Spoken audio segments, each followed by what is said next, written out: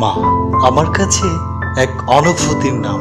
আমরা যতই ডিপ্রেশনে ভুগি না কেন, যখন মায়ের নিষ্পাপ ওই মুখটি দেখতে পাই, পৃথিবীর সব কষ্ট তখন আমরা ভুলে যাই।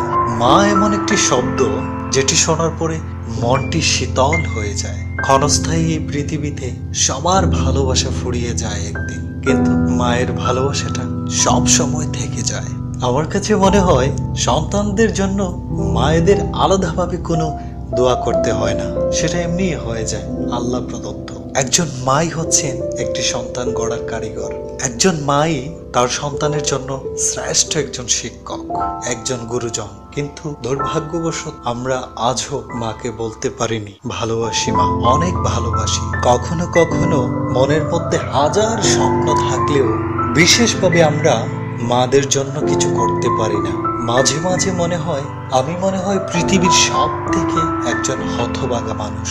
মায়ের জন্য অনেক কিছু করার ইচ্ছেটা থাকলেও অর্থনৈতিক সমস্যার কারণে তেমন কিছু করতে পারি না। আমরা মুখ ফুটে না বললেও মায়েরা বুঝে যান, কোনো আবদার রাখেন না সন্তানদের প্রতি, বরং সামনের দিকে এগিয়ে যাওয়ার জন্য হাজারো অনুপ্রেরণা জুগিয়ে দেন।